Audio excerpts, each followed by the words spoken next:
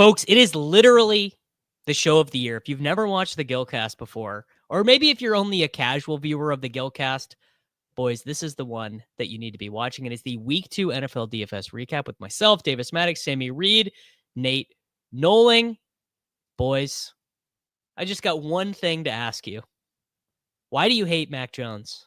Is it because his name starts with M and M rhymes with money? I'm just having a very hard time how you guys looked. I mean, Mac Jones, Kyle Shanahan has wanted Mac Jones to be his quarterback since 2021 when he got bullied out of drafting Trey Lance. He finally got him, and you looked him in the face and you said, no, thank you. How we doing, boys? How we doing on this beautiful Sunday in America? I can't do this, dude. I'm gonna log out. This intro's got me so steamed up, bro. Hey man, I ate my bullshit last week when I wrongfully faded Emeka Egbuka. I took it in the face. I ate it. That's just what we got to do. You make a bad play. Yeah, I mean, let me just tell you, I'm here and I'm ready to take some L's. I can't speak for my colleague Nate Nohling, who is famous for never taking an L. Nate, what side I fear today might be so bad Nate may actually take an L. I don't want to do this show. Why do we do this? Why do we do this? Why do I look at Mac Jones, $4,000, and say, nah, not enough upside? This dude got 279 passing yards. We got lucky, Sammy. He should have had the bonus. He also probably should have had another touchdown there at the end. They end up just giving up in the fourth quarter. Had that game remained, because the Saints were driving, and I believe Rattler did Rattler get a strip sack? There was a turnover late in the game that kept. If you think I watched a second of this game, the tilt that had me.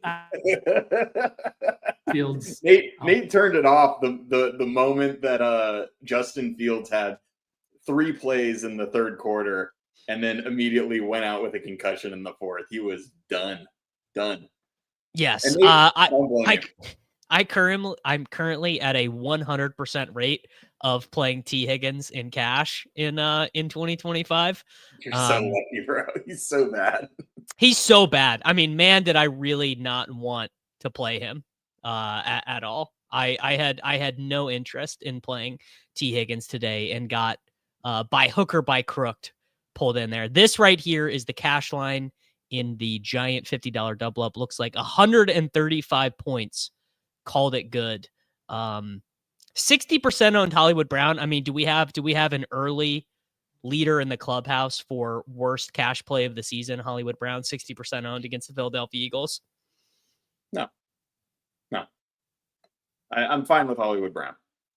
Yeah, I'm fine with how you couldn't not play Hollywood Brown in this spot. I mean, with the volume that he got last week after Worthy went down, and then in this game with Philly, it would have been real bad to fade him. Yeah. All right, let's do the teams. I played Mac Jones, Christian McCaffrey, Chase Brown, Hollywood Brown, Puka Nacua, T. Higgins, Harold Fannin, Devin Achane, and the Seattle Seahawks defense. I almost played similar to what you guys played, Justin Fields at quarterback and JSN instead of Puka Nacua. That was I basically on my stream this morning, I was vacillating back and forth between those two, between Fields and JSN. And it was twofold. First being, boy, Mac Jones just feels like an absolute layup in this spot. I mean, we've had Nick Mullins, CJ Beathard, right? And then even the Minnesota guys, the KOC guys, Josh.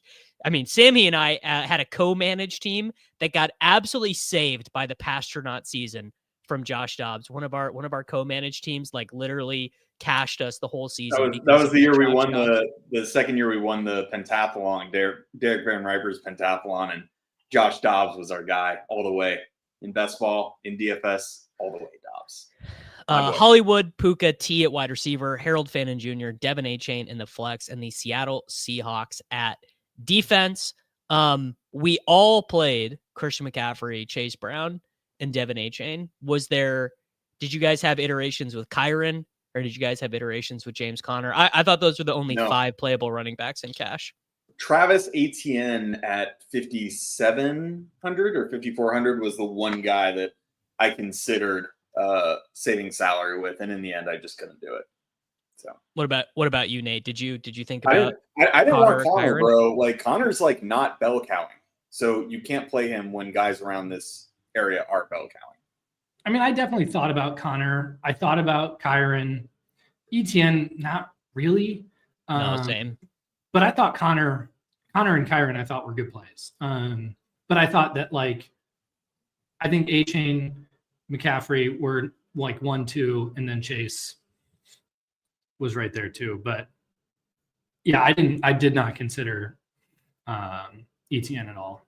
Yeah, I didn't want to get off these three. These three I felt were by far and away the strongest running back plays on the slate. And in cash, like I just, last week, David, you were like, well, you can't play A-Chan in cash anymore.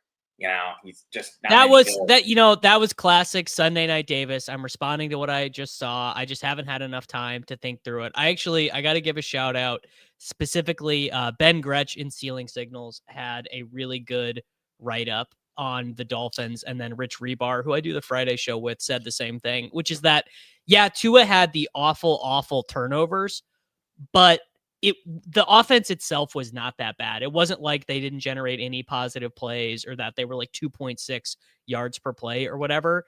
But basically, like they had 6 drives, 3 of them ended in a turnover. They got the A-Chain touchdown, and then the game was over. They were down 30 because the Colts actually only had 7 drives in that game.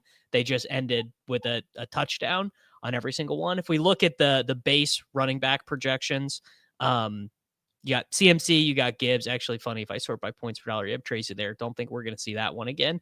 A-Chain super high, Connor super high, Kyren super high. I think those were really the only guys who were. And this was you got the workload from A-Chain. Yeah, you did. I mean, A-Chain expected fantasy points. Yeah, he had 11 or 10 targets, I think.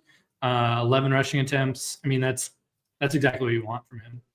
I mean, he almost got the bonus. Like he had a play at the very end where they got it to him down the field and he stepped out like barely, and would have gotten another chunk, maybe even scored.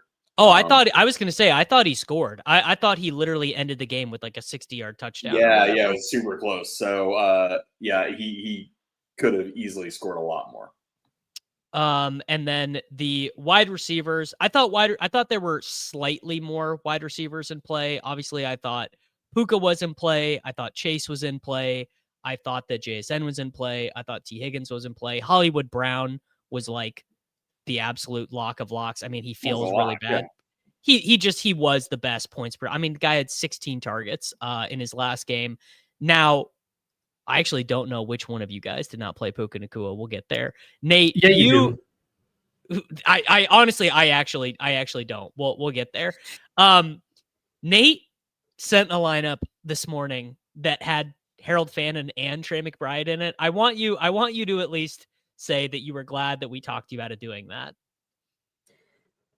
I wouldn't say you talked me out of doing it. If anything, you guys talking me out probably wanted me to make me do it more. But yeah, anytime Davis is just like, I realize that's stone like so bad, bro. You just can't it makes me want to do it. Like yesterday or last week when I played Craft and Davis like, you can't do that. That's the worst thing I've ever seen. I'm like, actually, that makes that kind of solidifies it that's a good idea for me. So. Yeah, it made me want to do it more, but no, I ended up not doing it. But I ended up doing something that you're going to think is really stupid that I can't wait to get into. So this lineup that I have is not the ETR optimal. I believe the ETR optimal off the top of my head, I don't know if I remember it exactly, was Justin Fields, Christian McCaffrey, Chase Brown, Hollywood Brown, T. Higgins, JSN, Fannin, A-Chain, Rams. Was the ETR optimal, I believe. Let me just go run it. I can go run it right now. I do know that I have it from what you sent this morning, dude. Yeah, here I've got it pulled up. No, this is wrong. This is with whatever settings I have in there. Yes, tell me what it was from our chat this morning. Okay, ETR optimal was Fields at QB, McCaffrey, A-Chan, Chase Brown, which is what we did at running back, Higgins, Hollywood Brown, and Devonta Smith. Smith, that's right. Yeah, with Bannon and the Rams DST. Yeah, so a good team. I think I considered that team for a while. Devonta Smith just never really feels like a cash game wide receiver. No. I think ultimately the biggest questions of the slate were, do you play Puka Nacua and what do you do at quarterback? I feel like those were really the two questions worth answering. We'll go to Whirling Dervish here. Sammy, you played Justin Fields, Christian McCaffrey, Chase Brown, Hollywood Brown, Puka Nacua, Chris Olave, Harold Fannin Jr., Devin Achane, and the Panthers defense. I mean, explain yourself. You know, times like these, you need to kind of sit back and reflect upon your thought process and what led you here. And I'll be honest with you, I'm not even mad. You're going to flame me. I'm not even mad I didn't play Mac Jones. I don't think Mac Jones was. I don't think that was the mistake here. I think you made a more glaring mistake. Yeah, I know you're gonna hate on Olave, but the 2v2 in this lineup that I was very close to doing and didn't was, instead of Fields, go to Drake Maye, and instead of Olave, get up to Ted McMillan. And I was oscillating, if you will, between those two, and I made the wrong choice. Like I'm a stone boner because Justin Fields completed 3 goddamn passes. 3 goddamn passes. 2 of them were to Brees Hall. You cannot play a quarterback who has that in his range of outcomes in half game. Well, you can at 4K. You can when it's Sam Ellinger at 4K. No, I mean, even then. It didn't work when we did that.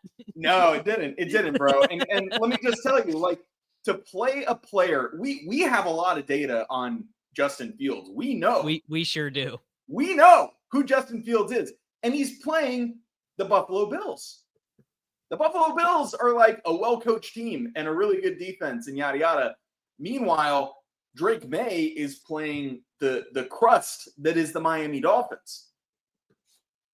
What am I? And Ted McMillan, I mean, we have a kind of limited data set on him, but he's a stone-ass alpha.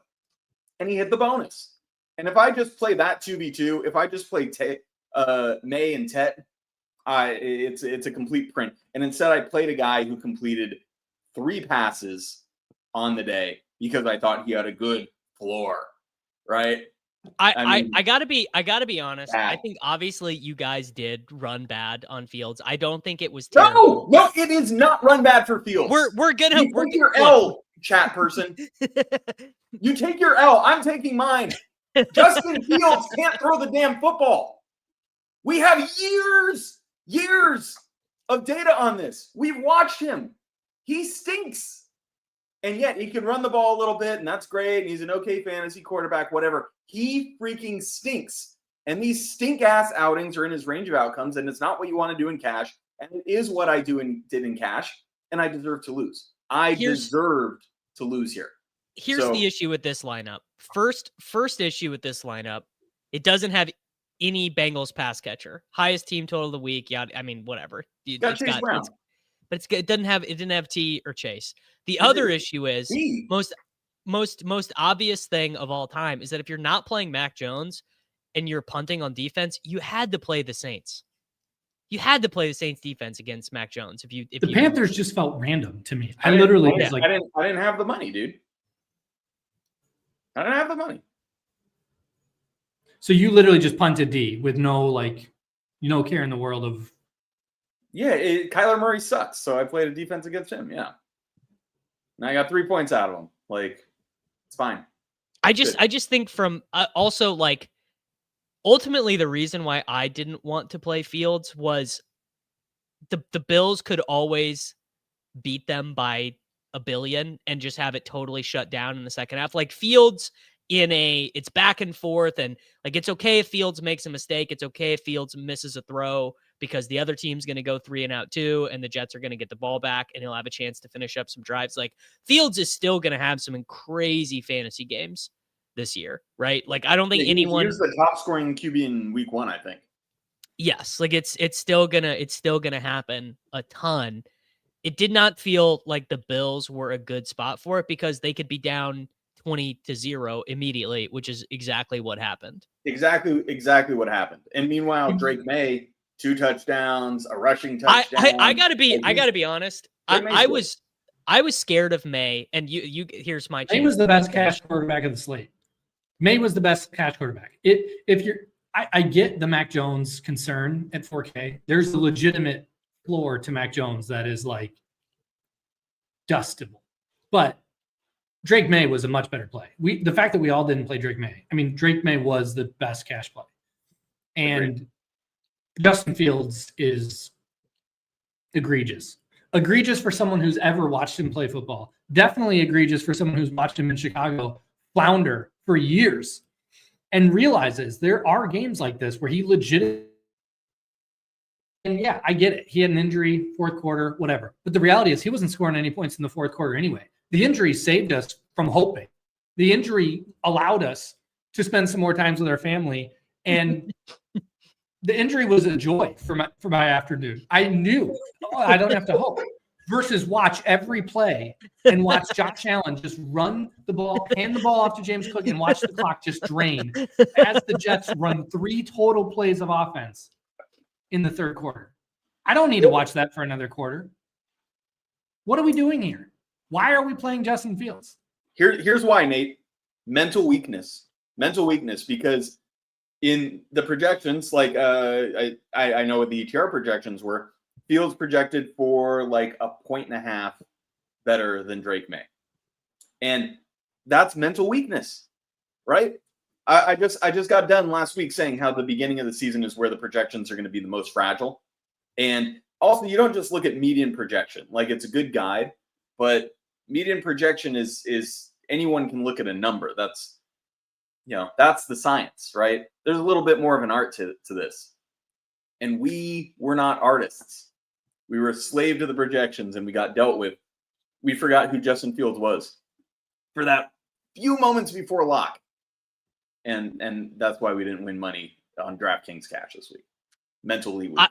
I will say I didn't play Drake Maye for an additional mental weakness that I think Nate will think is really stupid and Sammy will appreciate, which is that this is the game that the Patriots always lose to the Dolphins. They are 1-12 in this game, the early season game when the Dolphins wear their whites and they make the other team play, and they make the Patriots play in their blues, and they cook in the sun in the sideline.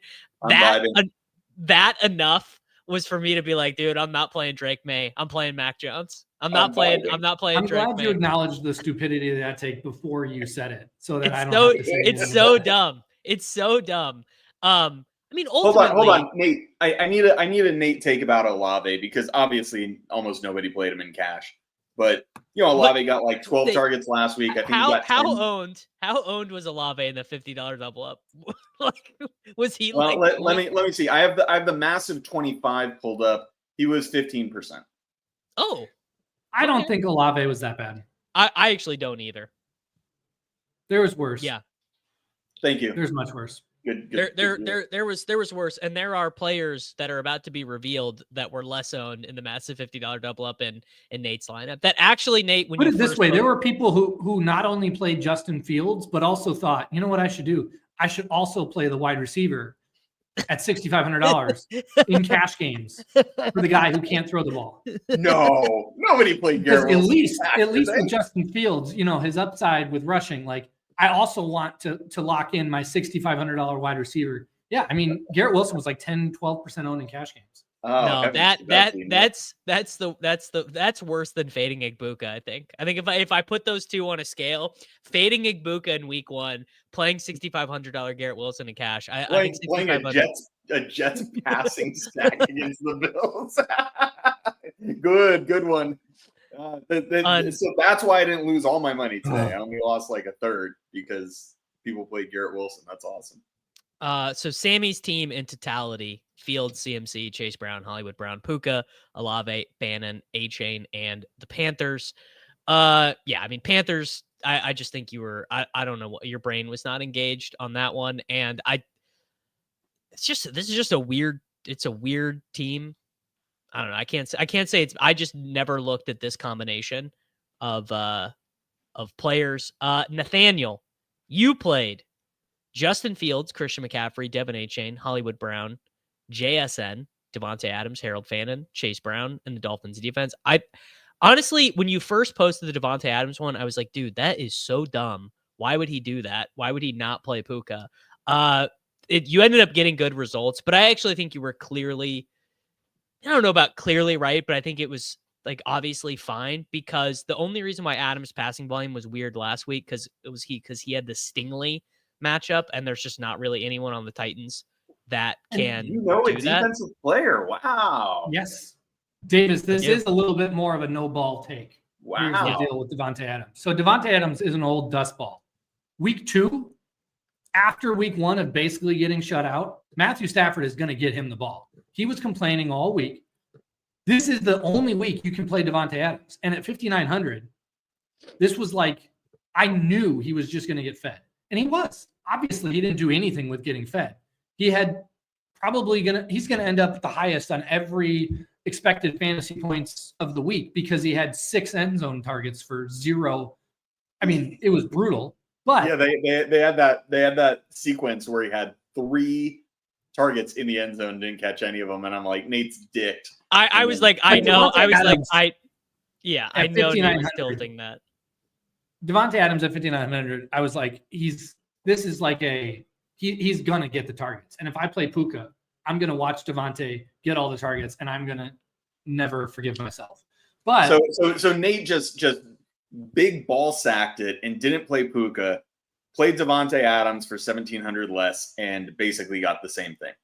It's impressive. And I said, I'll do it with $1,700 instead of playing Mac Jones. I'll pay up for Justin Fields. I'll take this $1,700 and turn it into minus 20 DraftKings points on the field and watch my money evaporate. It's smooth. It's really unbelievable. I mean, and the JSN play. So like, I was actually trying to do. JSN was a great play, FYI. Yes. I'm not going to take any shade there. I thought JSN. No. So JSN was 6K. Higgins was 61. Higgins was projecting better than JSN. And I told you guys in the chat, this isn't a revisionist history. I think JSN is a way better play than T. Yeah. Because I wish I would have done. Because he's what I wish I would have done. And T isn't. T is not an alpha. What I should have done is gone Fields and Adams and turned that into Drake, Maye, and T. That would have been the sharper cash build. I just didn't. I got fancied, but the Fields thing hurts. I mean, those results are brutal. They are brutal. I mean, I thought JSN was a really good play. Obviously, the team that would have led to the best results of the combination of players that you could have theoretically played would have been Mac Jones, CMC, Achane, JSN, Puka Nacua, T. Higgins, Harold Fannin, James Conner, and the Seattle Seahawks defense. That would have been. I played with a lineup like that where it wasn't Higgins. It was Puka, JSN, and Hollywood. The reason I didn't play Mac was just because normally a $4,000 QB is like runs. Well, and you save so much compared to other playable quarterbacks. It's like thousands of dollars that you're saving. Right. Where this week it was like Mac Jones's floor is like nothing. He doesn't run. If they decide to give the ball to CMC, I mean, that offense, like Purdy didn't look. On the road against a pretty solid defense. He did get 6 rushing yards. Well, in the dome. You guys made it a 4K quarterback in the dome. And but then also without George Kittle. That was one thing that I really didn't like. I mean, Kittle is one of he's one of the most valuable non-QB offensive players in the NFL, right? Where if Mac Jones would have been going in with fully healthy San Francisco and you have, Kittle, Ayuk. Kittle, Ayuk, and everybody's healthy. It's a totally different thing. But Trent Williams, I felt like 4,000 when Trent Williams played, brother. So no, I know, but suspect. So I don't know. That was just enough to get me like off of Mac Jones. To me, I was either Fields or Drake Maye. and I chose. I mean, look, dude, you guys are going to be playing Mac Jones for freaking 5,300 next week because he's going to project Probably. he's going to project like Brock Purdy. Yeah, bad day for Purdy truthers. Well, Purdy already got paid. Yeah, but I am a Purdy truther, so this was a tough beat for me to see Mac Jones just. No, me too. I'm a little bit of a Purdy truther as well. I'm also surprised that I was the only one that played the Seattle Seahawks defense. Now they got insanely lucky to get the touchdown. But they were my favorite play of the day. They were like, I played them in all my GPP stuff. The Seahawks defense is like maybe the best defense in the NFL. They are unbelievable. They're really, really good. Like in all the fancy. Explain yourself on this one. Just like in all the fancy stats and stuff, they look really good. And the ball knowers. Evan Silva told me they're the best defense in the NFL, so I've been holding on to that. I don't know if I would say that. And I mean, a lot of you might be holding on to some early 2020 takes, but the reality is like Aaron Rodgers' defenses versus Aaron Rodgers. Like he just doesn't play fast. He doesn't throw a ton of he doesn't play loose like that. And so he can't move though. He can't. Right. He's a coward. He doesn't throw picks. So I would rather play a QB versus a Drake Maye or a Kyler Murray or something like that where there's upside versus an Aaron Rodgers, Russell Wilson type of QB. And did you see the touchdown that Seattle's D got? It was the fakest touchdown of all time. It was so goddamn funny. It was so spurious, bro. All they did was it was a kickoff for anyone who didn't see it. It was a kickoff that went into the end zone, and Pittsburgh decided not to field it. It went past the kick returner, and he's like, "Okay, I'm good," and jogs off to the sideline, and it's just sitting there in the end zone. And Seattle goes in and picks it up, touchdown. What you did, dude? Tomlin must have burst a testicle, bro. I want to see the post game press conference on that one. Yeah. By and large, I mean, the edges on DraftKings cash games are very thin, as evidenced by how thin these decisions are, how much overlap there were. I thought the must plays were a Bengals wide receiver, CMC, Chase Brown, A-Chain, Fannin, and Puka. The decision that led to me playing Mac Jones had less to do with Fields or Maye or Jones or whatever, to just Puka is a $9,000 wide receiver. Puka is what we used to do with Antonio Brown. This guy's just going to score 23 points on DraftKings every fucking week. There is no game that Puka is not involved heavily. Puka doesn't come to games and go 4 for 37 on 6 targets. It doesn't happen. Yeah. That's crazy. Hopefully, especially at running back. Running back is getting really sharp with cash game ownership. You just look and it's look at the ownership. Look at the ownerships of the running. This is the massive $50 double up. 82% CMC, 56% Chase Brown, 35% A-Chain. So I guess there is still a decent amount of that seems Connor. People played Connor. People played Kyron. This is all people who duped my lineup. Yeah, 11% Connor. That's okay. 2% Pollard, 6% Gibbs. 16%. It was Kyron, Etienne, and Connor were the other 3 that were played, and Etienne was the worst of those guys. But yeah. Remember early on in the season, there are more people playing right now who are have no idea what they're doing. They're just clicking buttons. People who would play Jamar Gibbs or Juwan Johnson in cash. Yeah, people who would play Gibbs and Juwan is stuff like that. You know who I saw owned in cash that was surprising? CD was 16% owned in $25. If you played CD over Chase or Puka, you got no juice, man. You got no juice. I don't think that was that bad. You can't play CD over Chase or Puka. Correct. I completely agree with that. All right, let's move to our tournament team. Sammy, that link you sent me is Busto. So if you could send me a different iteration of that. Okay, I'll show you guys. I'll show you guys a what when you try and get fancy. Now this lineup did sim well. I pulled this one out from the Sims, but this is in the Spy. So this had the Burrow injury. Obviously ate that. CMC, who I would have played at 92% ownership. I don't even care. Kyron at 15%. I just thought dude's running downhill against the Titans. I really liked him. I actually thought Chase at 22%. Nate, I'm curious your thoughts on this. I actually thought that was quite efficient, or under efficient. Like I thought Chase should probably have been more owned in the smaller field stuff. What was this in? This is the spy. This is a big spy. The 4,444 entrance spy. Brian Thomas Jr., Alec Iomanor, Harold Fannin Jr. But I did the fish thing. I played Trey McBride in the flex with the Saints defense. This actually on Run the Sims was like a 55% EV lineup or whatever. Like this was a really good one. Let me tell you, Io Manor was a mega sharp GPP play.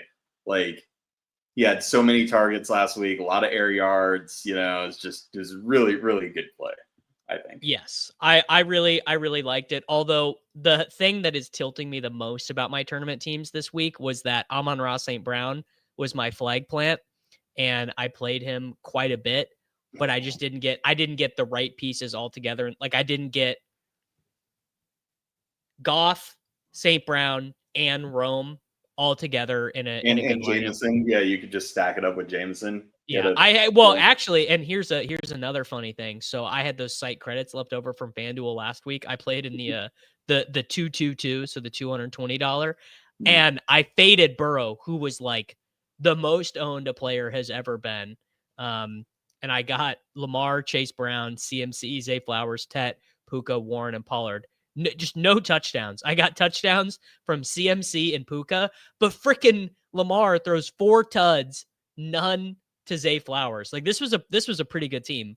And just not quite able to. I thought this team was really good on FanDuel as well. Good team. Is this link gonna work for me now? Davis, go back to your big spy. And you can just go down to number 1323, and that's me. It might not let me find you because it's too far down. It only shows the top 500 teams. Oh, Why? I don't know why it's not opening. Well, Davis, I thought your big spy was good. I thought this team is really good. I mean, it didn't get there, but I thought it was like I would play this team again. Burrow ended up way under-owned. Like Burrow only at 8%. Like I think most sites I saw was projecting him closer to like 13, 14%. So Burrow coming in under-owned. I mean, you got the Burrow Chase thing at that ownership. Like I would say Chase probably ended up right where you wanted ownership-wise, but with Burrow coming in under, that ends up being one of the best skinny stacks, So overall, I like this team. Yeah, it's basically all chalk other than Io Manor. I mean, BTJ probably over-owned for his projection, but then there is some of just like, well, I want the Bengals to have to pass for 4 quarters. Like I do think, I don't know, maybe I should have played Brenton Strange instead of Fannin or something like that. But Fannin still, even at ownership, he projected so good at 3,100 that I think he was still a good play. I think Kyron came in under-owned, at 15%. So obviously he didn't get there, but overall, this is a good team. Yeah. All right, Sammy. I'm trying to figure it out. Will it open? I'm boomerang. No. I can pull up the winning team. Cam Slaughter 315, Goff, CMC, Gibbs, Chase, St. Brown, Rome, Fannin, Juwan Johnson, Saints. Double tight end from the winning team. But no, I can't unless anyone knows a way because it I thought the Russell Wilson doubles were gonna. Can you share your screen with me? Are you able to do that? Can you pull up your team on your computer and share your screen with me? Or is that too much to ask? Nah, it's too much. I don't know how to do that shit, bro. Okay. All right, then Nate. Just walk through it. Yeah, Sammy, just tell us your team. Was it a DAC team? I got it pulled up. Yeah. So this is in the same contest in the Big Spy. I went Dak and then CD and Pickens. Dak, CD, Pickens. Yep. Okay. And then brought it back with Neighbors. So damn. Why? How is this lineup not smashing with Neighbors? Because he was not owned. No, he wasn't. 6% Neighbors, 40 points. Still didn't even cash in this contest because of the rest of this lineup. My running backs were Chase Brown and Kyron Williams. My tight end was Grant Calcaterra. Oh, no, Sammy. Grant Calcaterra, brother. Yeah, yep. What? Then Okay. Hollywood Brown in the Saints D. Speak on, so you didn't even have a running back in your flex. No, I didn't. I went 4 wide receivers in this lineup. Dak, CD, Neighbors, and Hollywood Brown. Yeah. Dude, yeah. That You know, Hey, Grant Calcaterra had some pretty decent games when Goddard was out last year. And he did not, by the way. That's a total lie. Grant Calcaterra Sammy, had no decent games. let me just ask you a question. Would you play CD again at 7,800 if you thought he was going to be the second owned wide receiver in your contest? Yeah, really? Because I mean, in a vacuum, like that's bad, right? But I thought it was unique enough. The lineup as a whole was unique enough to get past it, right? You have a 3% owned Calcaterra. This, by the way, is Grant Calcaterra's career game logs. He's maxed out at 4 for 67. He has 1 career touchdown. Well, I thought it was going to be 2. Surprised you didn't play Jake. Surprised you didn't play Jake Tongas. I had quite a hankering to do so if Brock Purdy was. He's only had 9 career games with multiple receptions. Yeah, that's almost 10. It's not bad. So one thing I've definitely learned in this day and age of GPP stuff is you can't, these true uber punts just to make the rest of the lineup work. You always think, how bad can it be? And the answer is so bad. The answer is the thing is, if he scores a touchdown, it's fine. Everything else works. And if he doesn't, you're looking at just pure results. Like, yeah, if he scores a touchdown, that's fine. But like from a simulation standpoint, like when you look at it over like a large sample, it's not. And I would say like the reason this lineup is not going to sim out well is because you ate ownership way more than you were expecting. No one expected CD to be the second most owned wide receiver. He came in at 26% owned when almost every site was projecting him low double digits. So like 12, 14, 15%. So you ended up eating on your stack way more ownership. And so that immediately just puts you in a negative EV sim spot. If your stack gets over-owned, you're screwed. Like from a sim but I don't think the stack was over-owned because I think the overall stack, the Dak, CD, Neighbors, Pickens was not owned. And I mean, Neighbors was 6%, Pickens was 6.5%, right? So putting that all together, I thought it was unique enough. Yeah. But no, I didn't expect CD to be 26% owned. I did not. Is what it is. His team scored 141 points. Just not quite good enough. Not quite good enough. One of the guys in my Discord won the 100K game changer with like an unbelievably good lineup. You should pull it up. Let's see it. Because Jared Goff, Christian McCaffrey, Jahmyr Gibbs, St. Brown, Jameson Williams, Roma Dunze, Juwan Johnson, Ricky Pearsall, Seahawks defense. Because I did on the Thursday show that I do with Jacob Sanderson, St. Brown was my flag plant. Obviously, I played him some, not enough. But my boy, Psychedelic Curse, shout out to him, shipped it with the Lions triple. Going back to something we've talked about on this show a ton, which is that the mega onslaughts, Nate. They I like it. Yeah, this is a really onslaught. Great offense at home in the dome against a bad Bears team. Like I don't know why I didn't play more Lions. TH. Yeah. This and you know what? This team would actually sim very well. I mean, it probably wouldn't have loved Pearsall, but it still might have because he was so low own. It also would have liked the sim stuff would have liked Juwan Johnson. I know the sim stuff would have liked the Seahawks defense, but in particular, I know that Gibbs and Amon-Ra St. Brown were simming super well from stuff this morning. Man, I'm just a stone fish. This was a fish ass week for me. What can I say? Dak Seedy was not good. Not not that it was bad in a vacuum, but it was just so popular. This team is good. I like that. Sims for 100K in real life. That if I ever have a shipper on DraftKings or on Underdog, I'm the caption of the tweet is Sims for blank K in real life. I actually, by the way, we don't talk a ton about the draft games. I actually had some like unbelievably good teams on Underdog in the Battle Royale sake because I was so heavy on the Lion stuff and Amon-Ra St. Brown was so low owned. So it was a good day for me there. All right. This is I put it in the chat. Let me see. It might not pull up for me. We might have the same thing. You're boomering. Davis is really entering his boom years. Guys, I'm not boomering. What position is it in this? 922.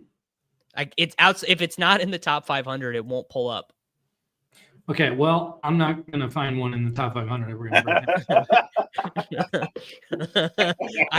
this one was another Joe Burrow team. Slick. All right, read it out so we can know.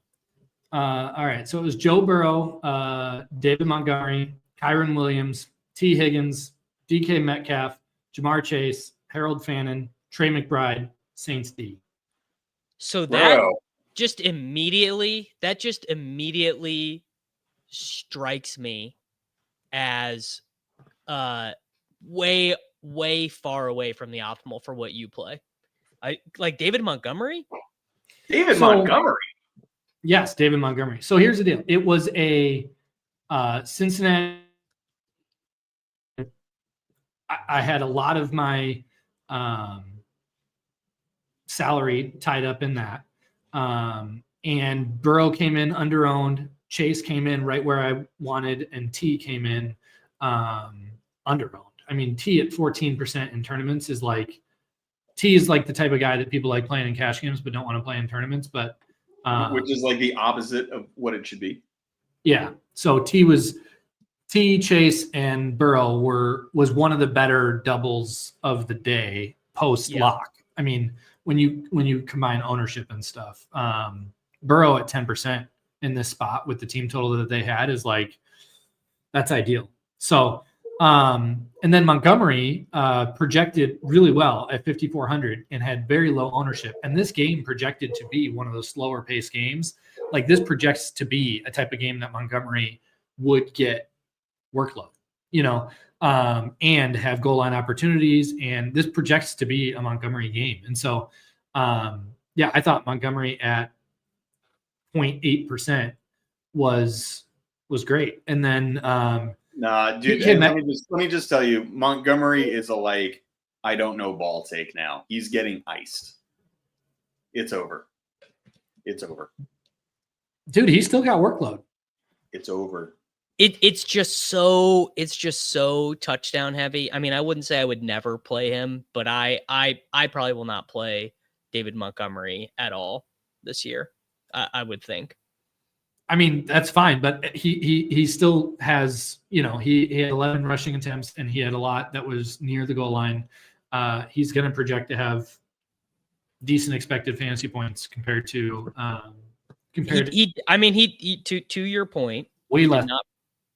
He did not project that. I mean, he projected better than J.K. Dobbins. He projected better than Pacheco. Like he did not project great in my stuff. He projected a little bit better. That number over to the right is the blend. That 13.2 where it says Proj is the blended. So that's Run the Sims plus ETR plus Cardi. So he's a little bit better than just the base Run the Sims. But honestly, it's just I am not saying he's like the worst play of all time. It is just surprising to me that it's a play that you made, because normally, because this was a double tight end, right? This was Phantom and McBride too. Yeah. So normally my thought would be if you did that is like super unique combinatorially, like you would not be playing a 0.3% on running back with that. You'd be playing Chase Brown. One thing we need to talk about, and I kind of want a Davis take because I'm sure I know Nate's take, but like Trey McBride has scored like whatever it is, 6 touchdowns since high school. Like, what's your take on that? It's 8 in 7 years. Yeah, dude. I mean, that's total randomness. It's definitely a decade, Nate. Like, it's definitely I think it's total head in the sand bullshit to say that it's randomness. But will there be touchdown regression for a player who gets that volume? Yes. But like, guys, just for whatever reason, and it could just be Kyler stuff. It could not even be his fault. It could be, the plays that normally you're on mute, Nate. It could normally be Nate is muted giving this soliloquy about I just need you to finish this sentence, because if we had a producer, I'd want them to clip this next sentence you're about to say. And then when Trey McBride continues to go on and score 13 touchdowns the rest of this year, that sentence just plays over and over and over again as you try to make some case about how Trey McBride is allergic to the end zone. Well, even though you know what? Dominates every other yard line on the football field. I would say it is actually not that dissimilar for someone like Deontay Johnson, who in his career had 706 targets, but only 28 touchdowns. He ran way below expectation for his career in touchdowns. Because Deontay Johnson is made of tissue paper, both mentally, emotionally, physically, and everything. He is a fraud of a human, and you're comparing him to Trey McBride, who literally is a grown man on every yard of the football field. These are not comparable. Trey McBride has nothing about his talent profile that would indicate he cannot get it through to the end zone. Other than never scoring any other in a decade of results. From his senior year of high school until now, he scored 13 touchdowns. Yes, this is a great stat. Sophomore and junior varsity high school, Trey McBride scored 20 touchdowns on 54 receptions. Since then, he scored 13 touchdowns. When I was younger, I used to watch football, and guys would make these great moves to get into the end zone, and I'd just be like, he's got a nose for the zone. There were just some guys who had a nose for the zone. Trey McBride, no nose. No nose. No nose, Trey McBride. That is what they're saying about him. Okay. You guys got anything else worth discussing? What happened to Burrow? I know it was a toe injury. He has turf toe. This was my bet. By the way, I'm salty about McBride, because if he would have found pay dirt on this team in the Wildcat, I would have shipped 5,000 American dollars and basically almost guaranteed myself being up for the year on the dog application. Drawing dead. Yeah, so I was drawing dead. But Roma Dunze, like 5% drafted in these contests. So Rome legit just taking DJ's lunch. Rome looks good. Yeah. And he had the workload. It wasn't just like a efficiency game. He's legitimately 200 air yards. Caleb's trying to get Rome the ball. Yes, he is. All right, boys, we're getting out of here. Make sure that you like the video. Make sure you subscribe to the channel for daily fantasy football videos.